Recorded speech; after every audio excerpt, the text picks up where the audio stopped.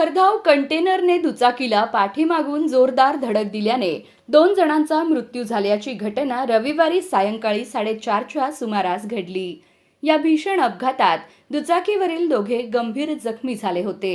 त्यापैकी एकाचा जागीच मृत्यू झाला तर दुसऱ्याचा उपचारादरम्यान मृत्यू झाला। या प्रकरणी संबंधित कंटेनर चालकाविरुद्ध गुन्हा दाखल करण्यात आला आहे। मंगळवेढा मरवडे मार्गावर मंगळवेढा शहरापासून काही अंतरावर असलेल्या लक्ष्मी देवी मंदिराजवळ हा अपघात झाला। आसबेवाडी येथील नारायण रतिलाल आसबे वय 35 व उमेश गमन खटकाळे वय 38 असा अपघातात मृत्यू झालेल्यांची नावे आहेत। दोघेही मंगळवेढा येथील काम आटोपून MH13 DG 019 या क्रमांकाच्या दुचाकीवरून गावाकडे परत येत होते। यावेळी पाठीमागून आलेल्या MH4 JK 1401 या क्रमांकाच्या टाटा कंपनीच्या 6 चाकी कंटेनरने त्यांच्या दुचाकीला जोरदार धडक दिली। या अपघातात आसबे यांचा जागीच मृत्यू झाला तर खटकाळे यांचा उपचारादरम्यान मृत्यू झाला।